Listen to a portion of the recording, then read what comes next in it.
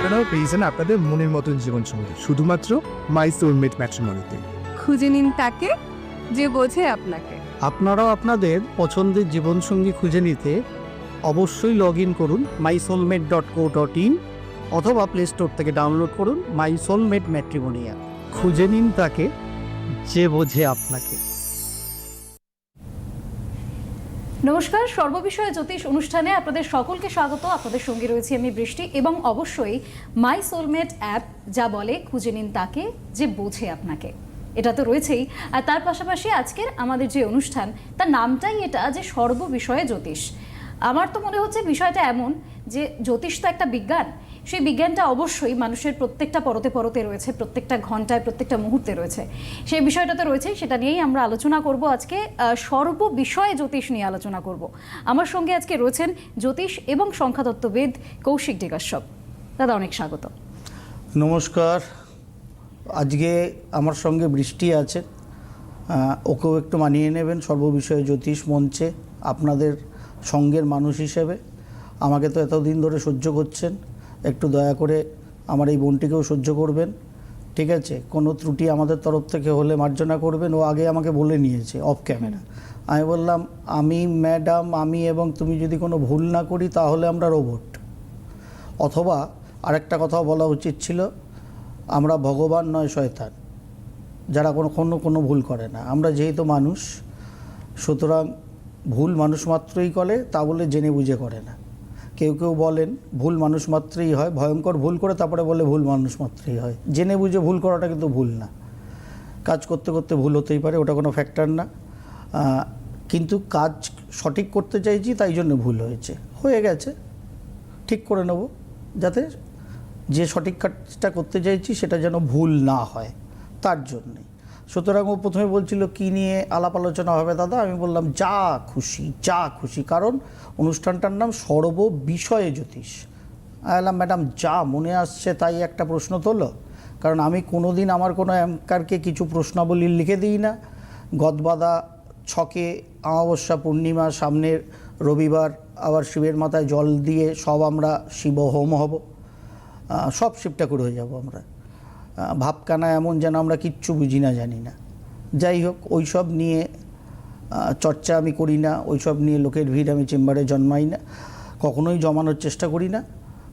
সব বিষয়ের মধ্যেই জ্যোতিষশাস্ত্র আছে, সব বিষয় নিয়েই আমি কাজ করি। কিন্তু যারা আমার কাছে আসেন তারা জানেন আমার পদ্ধতি কী। তাও বললো তাহলে দাদা সংখ্যাতত্ত্ব। আমি বললাম ঠিক আছে, চলো সংখ্যাতত্ত্ব। আগের দিন অ্যাকচুয়ালি আমরা যখন বৃষ্টি অনুষ্ঠান করেছিলাম গত শুক্রবার বিকেল 3টের সময়, তখন সবেমাত্র তারপরে ভারতবর্ষ এইবারে T20 বিশ্বকাপে খেলতে নামবে আমেরিকার সাথে, একটা কথা মাথায় ছিল। সেদিনকেও আরেকজন তোমার মতো তোমারই সহকর্মী ছিলেন, তাকে নিয়ে অনুষ্ঠান করতে গিয়ে, যাই হোক, সেটা মাথা থেকে বেরিয়ে গেছে। তা তুমি যখন সংখ্যাতত্ত্বের কথা বললে, তা সেটা দিয়েই শুরু করি আমরা। কেউ ফোনে আসলে ফোন নিয়ে নেবো অবশ্যই। তা যেহেতু T20 বিশ্বকাপ চলছে, প্রচুর দেশ খেলছে, সবগুলো এখনও অবধি ঠিকঠাক মতো সব দেশের প্লেয়ারদের যা মানে ডেট অফ বার্থ, সেই অনুযায়ী এখনও দেখার মতো ফুরসত পাইনি। আশা করছি এই সপ্তাহে হয়তো একটু পাবো, সেদিন দেখার চেষ্টা করব। তবে আমার একটা কথা আছে, ভারতবর্ষ কিংবা ইংল্যান্ড কিংবা পাকিস্তান, প্রায় ছোটোখাটো দেশগুলো যথেষ্ট বেগ এই বড় বড় এতদিন ধরে ক্রিকেট খেলা দেশগুলোকে দিয়েছে প্রথম ম্যাচেই। ভারতবর্ষের টিম এক কথায় দুর্দান্ত, সেটা নিয়ে কোনো দ্বিমত নেই। এবং ভারতবর্ষ ডিফেন্ডিং চ্যাম্পিয়ন, যার ফলে আমাদের পূর্বতন ক্যাপ্টেন দেখাচ্ছে যে হিস্ট্রিকে আমরা ডিফিট করব। কেউ রিপিটেড চ্যাম্পিয়ন হয়নি, কিন্তু ভারতবর্ষ এবার রিপিটেড চ্যাম্পিয়ন হবে আবার T20-র, যার ফলে আমরা হিস্ট্রিকে ডিফিট করেই হিস্ট্রি রিপিট করব। দুর্দান্ত একটা হয়েছে, দারুণ হয়েছে। সেটা ভারতবর্ষের প্লেয়ারদের যা গুণগত মান আছে, যদি ঠিকঠাক মতো তারা প্রয়োগ করতে পারে, যথেষ্ট। আমার ধারণা, আমার কেন ধারণা, আপনাদের সকলেরই ধারণা, যারা অন্তত ক্রিকেট ভালোবাসে সারা বিশ্বজনীন ক্ষেত্রে, সকলেরই ধারণা ভারতবর্ষ সেটা ইজিলি পারবে।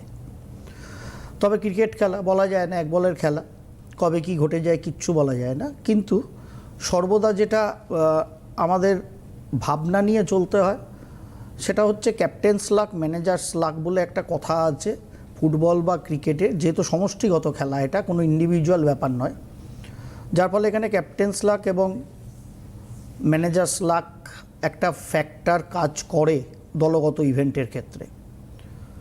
সেক্ষেত্রে আমাদের ক্যাপ্টেন সূর্যকুমার যাদবের, দেখুন নামটাই তার সূর্যকুমার যাদব, আর এই বছরটা চলছে 2026, টোটালিটিতে 1 আসে। 1 মানে সেই সংখ্যাটা রবির, সূর্যের সংখ্যা, তাই না? সুতরাং সূর্যের বছরে সূর্যকুমার যাদব কাপ লিফট করলে এর থেকে খুশির খবর তো ভারতবর্ষ কেন, অন্তত ক্রিকেট অনুরাগী মানুষের হওয়ার কথা না। আর সংখ্যাতত্ত্ববিদ বা জ্যোতিষশাস্ত্রী হিসাবে আমার তো হওয়ার কথাই না, আরও বেশি আনন্দিত হওয়ার কথা। কিন্তু এখানে না আমার মানসিকভাবে আমার একটা দীর্ঘদিন ধরেই এটা হয়। আপনারা কেউ বলতে পারেন যে এশিয়া কাপে তো ভারত পাকিস্তানকে 3 বার পর্যদস্ত করে এই সূর্যকুমার যাদবের নেতৃত্বেই জিতেছে। ঠিক, সেটা এশিয়া কাপ, একটা ছোট্ট পরিসর।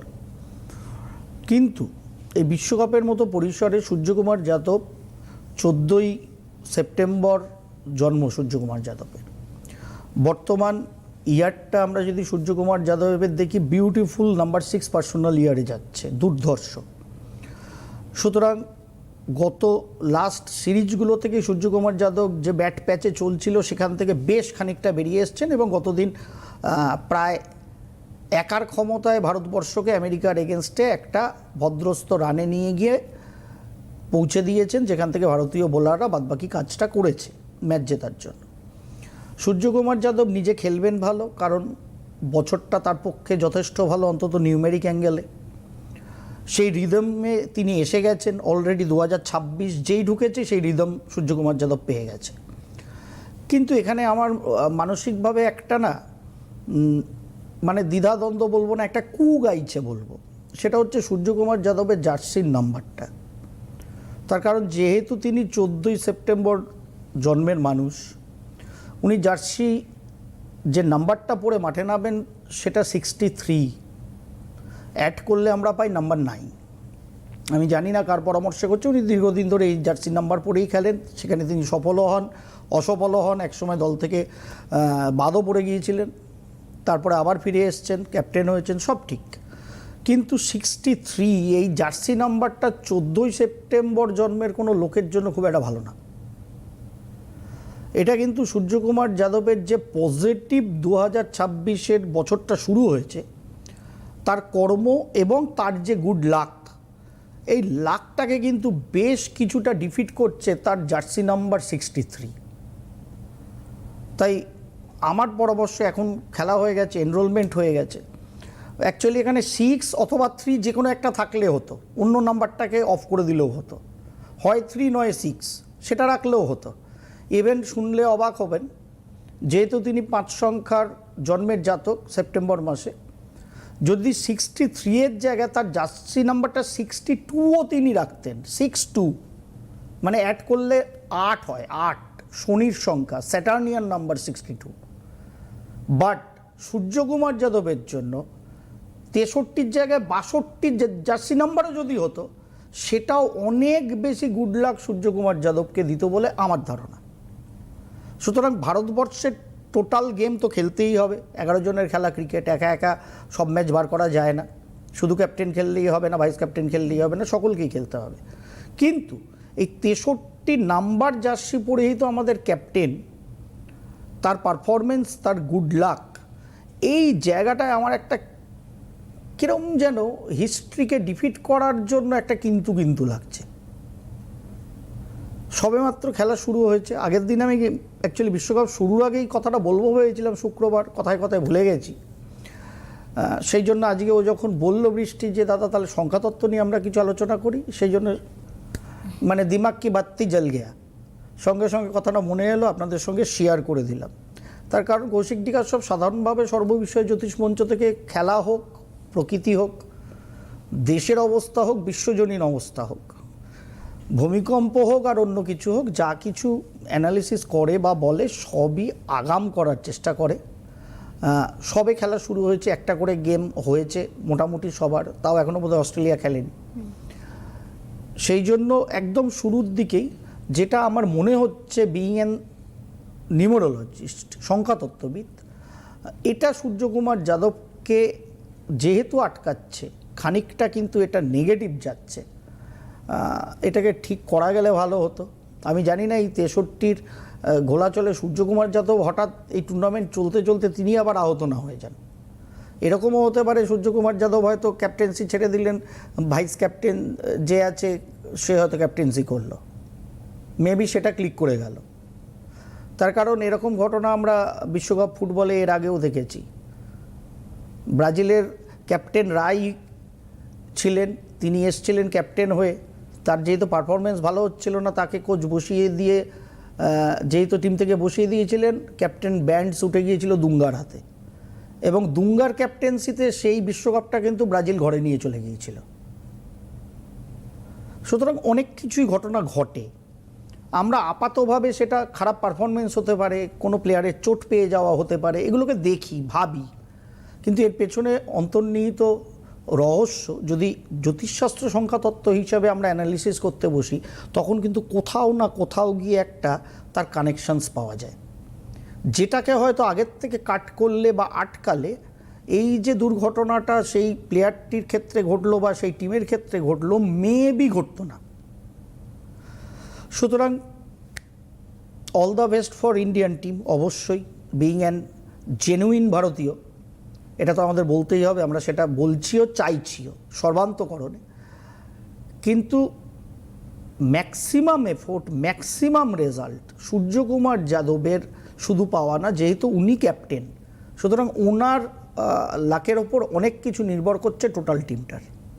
কারণ আমরা একটা কথাই বলি, সেটা হচ্ছে ক্যাপ্টেন্স লাক।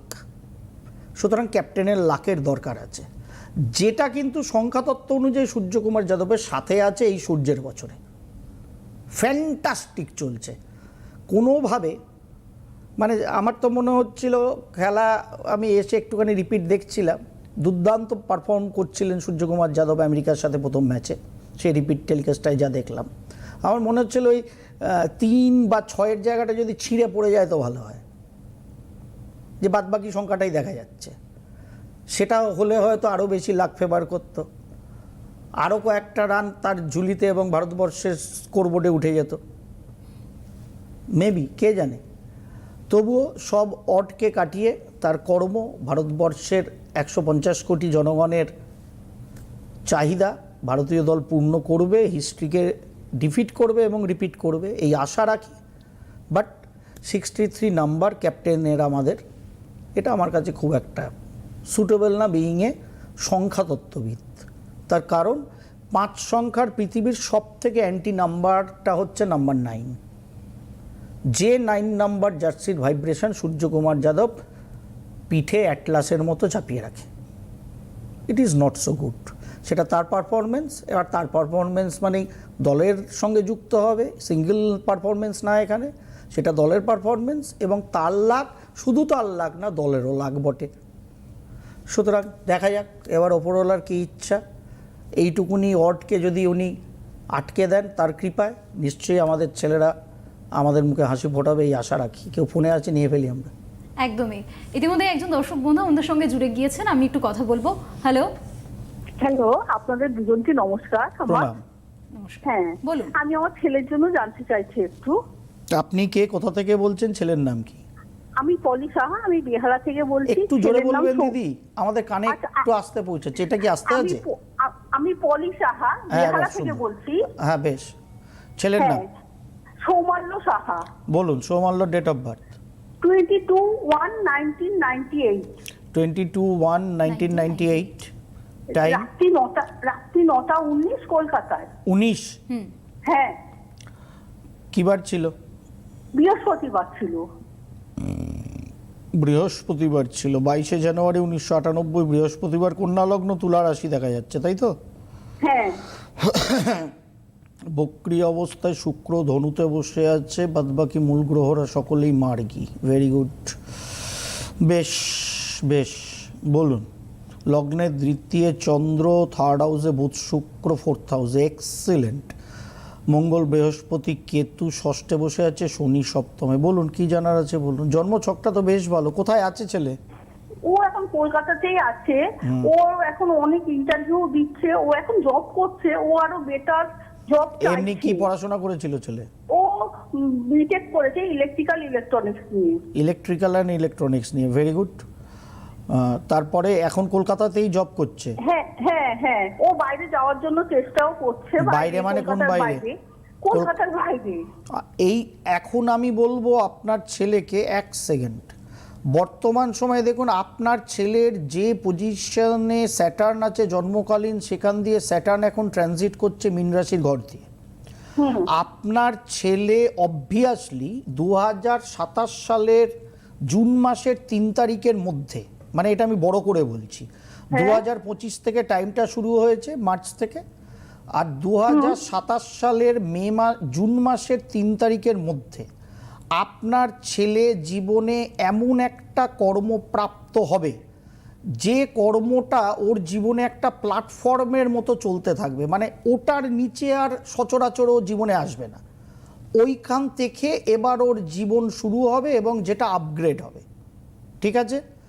এর জন্য সব থেকে ভালো সময় আমার মনে হয়, আপনার ছেলে এখন চেষ্টা করছে 100 বার করতে পারে, আমার তাতে কোনো আপত্তি নেই, কিন্তু বুধের আন্ডারে শুক্রের দশাই চলছে, লক্ষ্মীনারায়ণ যোগের দশা চলছে, ফাটাফাটি যাকে বলে এক কথায়। আপনার ছেলেকে আমার মনে হয় একটা প্রাপ্তির সুযোগ 8ই মার্চ থেকে মে মাসের মধ্যে আছে, এই বছরের 8ই মার্চ থেকে মে মাসের মধ্যে, ঠিক আছে?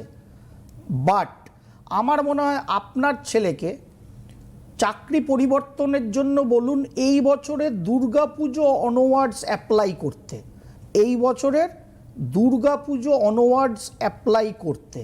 সেক্ষেত্রে যে পরিবর্তনটা ও পাবে সেটা অনেক বেশি ফ্রুটফুল হবে, অনেক ভালো হবে, এবং সেইটা ধরে আর 1-2 বছর চললে ওর জীবনটা একদম দুর্ধর্ষভাবে দাঁড়িয়ে যাবে, ঠিক আছে? এবং যদি ও চায় তাহলে নর্থ ইন্ডিয়া বেস্ট চাকরি খুঁজতে পারে, আপাতত সাউথেও খুঁজতে পারে 2-3 বছরের জন্য, বাট মূলত নর্থ ইন্ডিয়া বেস্ট চাকরি খুঁজতে পারে। আপাতত চাকরি খুঁজলে মার্চ মাস থেকে মে মাস অবধি একটা টাইম আছে নতুন চাকরি পাওয়ার। এই সময়ের থেকে আমার মতে অনেক বেটার চাকরি ওর জন্য অ্যাচিভ হবে আগামী নভেম্বর, ডিসেম্বর এবং 2027 জানুয়ারি, ঠিক আছে? সুতরাং দুর্গাপুজোর সময় থেকে যদি অ্যাপ্লাই করে আপাতত কিছুটা চালিয়ে নিয়ে সেটা ওর জন্য ভালো হবে, ঠিক? এই মতো করে ওকে চলতে বলবেন, একটু রাগ জেদ গোয়ার তুমি কমাতে বলবেন, খাওয়া দাওয়াটা বুঝে শুনে করতে বলবেন, কারণ এখানে লিভার প্যাঙ্ক্রিয়াস জন্য কোনো সমস্যা আসার জায়গা আছে, জন্ডিস ফন্ডিস হতে পারে, চলাফেরা সাবধানে করতে বলবেন, গুরুচণ্ডাল এবং অঙ্গারক দোষ আছে, সেটার একটা শান্তি প্রতিবিধান করতে বলবেন, ঠিক আছে? আর আপনার ছেলে সাধারণভাবে একটু আবেগপ্রবণ, মানে মনে হলো করে ফেলবো তো করে ফেললো, সেই জায়গাটাকে একটু রিমোটিং করতে হবে, একটু কন্ট্রোল করতে হবে, ঠিক? বাদবাকি জন্ম ছকের জায়গা ভালো, চলতে থাকুন। বিয়েটা একটু লেট হবে, মোটামুটি 2028 সালে গিয়ে ছেলের বিয়েটা দেবেন, দেখে শুনে বিয়েটা দেবেন। তার আগে বর্তমানে কি বিবাহ পারপাস, কি অফিসিয়াল পারপাস, কি শারীরিক পারপাস, অঙ্গারক দোষ এবং গুরুচণ্ডাল দোষের শান্তি প্রতিবিধান অবশ্যই করে 2028 সালে গিয়ে ছেলের বিয়েটা দেবেন। এটাও নিশ্চয়ই আপনার প্রশ্ন ছিল, বিনা পয়সায় আগেই বলে দিলাম, ঠিক আছে? চাকরির দিকেই বেশি মনোযোগ দিচ্ছে, ওইদিকে এখন নেই। না, আমি বলে দিলাম, আমি তো এটা স্বাভাবিক প্রশ্ন তাই বলে দিলাম, ঠিক আছে? এখন চাকরিরই মনোযোগ, 28 সাল দেরি আছে এখনো, অর্থাৎ 26-27 যাক, ভালো প্ল্যাটফর্মটা লাইফে পাক, সেই মতো এগোতে থাকবে, ঠিক আছে? হ্যাঁ, ঠিক ভালো আছে। থাকুন, ভালো থাকুন। বেশ, অনেক ধন্যবাদ আপনাকে ফোন করার জন্য। আর এই যে অনুষ্ঠান আপনারা দেখছেন সেটা আপনারা দাদার সঙ্গে সরাসরি কথা বলতে পারেন, আমাদের নিচে স্ক্রলে সরাসরি কথা বলুন বলে নাম্বার যাচ্ছে, সেই নাম্বারে আপনারা ফোন করতে পারেন, দাদার সঙ্গে একদম সরাসরি কথা বলতে পারেন। দাদা, যে আলোচনাটায় আমরা ছিলাম সূর্যকুমার যাদবকে নিয়ে, হ্যাঁ, not only Suryakumar Yadav ma'am, এটা আমাদের সব কুমার কুমারীর ক্ষেত্রেই এক ব্যাপার, যে সংখ্যাতত্ত্ব একটা আমাদের ভাইব্রেশন ক্রিয়েট করে। আমরা একটা বিশেষ দিনে জন্মেছি, যেরকম এখানে সৌমাল্য 22শে জানুয়ারি জন্মেছে। এবার এই 22শে জানুয়ারিটাকে তো আমরা চেঞ্জ করতে পারবো না, এটা তো ফিক্সড, কারণ সেদিন ধরাধামে এসেছিল মাতৃগর্ভ থেকে, সুতরাং ওই 22শে জানুয়ারিটা ফিক্সড। এবার 22শে জানুয়ারি সাধারণত 2+2 নাম্বার 4-এর জাতক। এবার 4 সংখ্যার জাতক হিসেবে তাদের জীবনে কিছু অডস থাকবে, এবার সেই অডসটা থাকবে মানে সর্ববিষয়ে থাকবে এরকম ভাবার কোনো কারণ নেই। যদি সর্ববিষয়ে অডস থাকতো তাহলে কিশোর কুমার হতেন না, বারাক ওবামা হতেন না। সুতরাং সেটা ভাবার কিছু নেই। সুতরাং অডস থাকবেই, কিন্তু তারা স্বক্ষেত্রে অবশ্যই প্রতিষ্ঠিত লাইফে হতে পারবে। এবং সবথেকে বড় কথা, আমরা যেহেতু জ্যোতিষশাস্ত্রী, সংখ্যাতত্ত্ববিদ আমি, বা আমরা যারা জ্যোতিষশাস্ত্র ভালোবাসি, তারা মূলত যতদিন সোশ্যাল মিডিয়া অন্তত খুব বেশি হাইপ হয়েছে আমাদের মুঠোফোনে, আমরা দুজন বিখ্যাত আগেকার যুগের অ্যাস্ট্রোলজারের নাম করি এবং তাদের ভবিষ্যৎবাণী, তারা কি বলে গেছে ভবিষ্যৎ সম্বন্ধে, এই নিয়ে বেশ কিছু ভেক খবরও সোশ্যাল মিডিয়ায় ঘোরে, আবার প্রপার খবরও ঘোরে। সেই দুজন হচ্ছেন, একজন হচ্ছেন নাস্ত্রাদামুস এবং আরেকজন হচ্ছেন বাবা ভেঙ্গা। বাবা ভেঙ্গার জন্ম তারিখ কিন্তু 4, মানে 4 সংখ্যার মানুষ ছিলেন বাবা ভেঙ্গা। সুতরাং এবার এই যে 22শে জানুয়ারিও জন্মেছে, 22শে জানুয়ারি জন্মের কিছু অডস লাইফে থাকে, সেই অডসগুলোকে আমরা কি করে কাটাবো সেটাকে যেরকম বুঝতে হয়, সেই বোঝা নিয়ে আমার পজিটিভটা নিয়ে আমাকে কাজ করতে হবে। 22শে জানুয়ারি জন্মের লোক, অ্যাকোয়ারিয়ান সানসাইন, 4 সংখ্যার লোক, 4 সংখ্যার মানুষের মধ্যে টেকনোলজি, টেকনিক্যাল, ইলেকট্রনিক্স দুর্দান্ত, তাদের একটা নর্মাল কি বলবো ওইদিকে একটা ঝোঁক থাকে। ওর পড়াশোনাটাও সেদিকেই হয়েছে, জন্মছকেও সেই প্রভাব আছে ওর। সুতরাং সংখ্যাতত্ত্ব এবং জন্মছক দুটোকে অ্যামালগামেট করলে দেখলাম ও যে সাবজেক্ট নিয়ে পড়াশোনা করেছে বিউটিফুল। খালি একটাই বাকি আছে, রাজ্যটা ছেড়ে বেরোনোর এবং অনেক দূরে গিয়ে কর্ম করার। সেটা খালি ওর লাইফে এখনও হয়নি, সেটাও হয়ে যাবে আশা করি এই পুজোর পর থেকে, এবং সেই মতো ওর লাইফে চলবে, দুর্দান্ত চলবে। এবার বাকি রইল 4 সংখ্যার ভাইব্রেশনে যখন ও বিয়ে করতে যাবে। সপ্তমে শনি থাকলে সাধারণত ম্যারেজে লেট করে, অথবা একটা খুব প্রগাঢ় সম্বন্ধ কেটে দিয়ে সেকেন্ড ম্যারেজ করায়।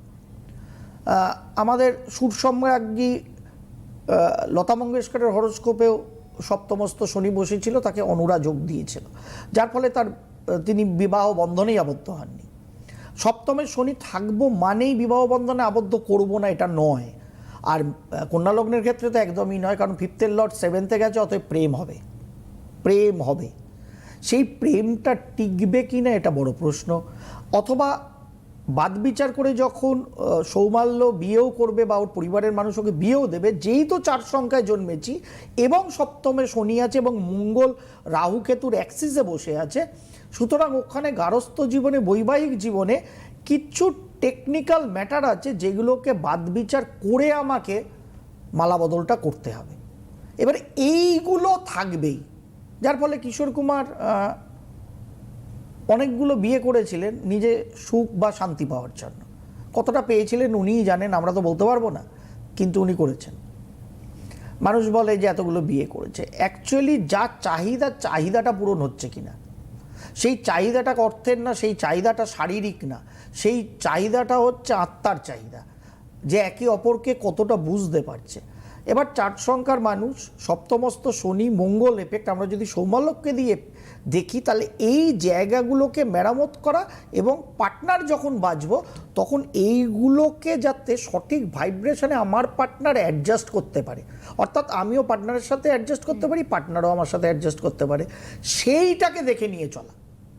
একদমই এইভাবে যদি আমরা চলি তাহলে এই যে 22 মানে 2 + 2 4-এর ভাইব্রেশন, সপ্তমে শনির ভাইব্রেশন, সেগুলোকে আমরা অনেকটা কমিয়ে ফেলতে পারলাম, ওটাও এক ধরনের রেমেডি হয়ে গেল। এবার 4 সংখ্যার মানুষ ও যদি খুব করে কালোর জামা কাপড় পরে, তাহলে এই 4 সংখ্যার নেগেটিভিটি ওর ঘাড়ে এসে ইম্পোজ হবে আরও বেশি করে, অর্থাৎ ওর জীবনটা পিছবে। সুতরাং এইগুলোকে বাদ দেওয়া, যেরকম সূর্যকুমার যাদবের 63 পড়া ঠিক না, ওর 4 সংখ্যার মানুষ হিসেবে সৌমাল্যর কালোও বেশি ইউজ করা ঠিক না। কালো কারোর জন্যই ভালো না, কিন্তু ওর জন্য আরও পচা। এইভাবেই আমাদের জ্যোতিষশাস্ত্র সংখ্যাতত্ত্বকে নিয়ে ম্যাম এগোতে হয়। একদম, মানে সংখ্যাতত্ত্ব থেকে জ্যোতিষ সবটাই, আমাদের প্রোগ্রামের নামটাও যেমন যে সর্ববিষয়ে জ্যোতিষ, সব কিছুতে জ্যোতিষ রয়েছে, প্রত্যেক মুহূর্তে জ্যোতিষ রয়েছে। আমাদের একদম আলোচনার সময়সীমা একদম শেষ হয়ে এসছে। আজকের এই অনুষ্ঠান এখানেই শেষ করছি। আর আমাদের ইউটিউব চ্যানেল, সেখানে এই প্রোগ্রামটি থাকবে, সেখানেও আপনারা দেখতে পারেন। আর পরবর্তীতেও যখন আমরা আবার লাইভে বসবো, তখন আবারও আপনারা লাইভে ইউটিউব থেকে দাদাকে দেখতে পারেন, আর সেখানে সরাসরি কথাও বলতে পারেন। আজকের জন্য আমাদের এই অনুষ্ঠান এই পর্যন্তই। আপনাদের সকলকে অনেক ধন্যবাদ। নমস্কার দাদা, নমস্কার।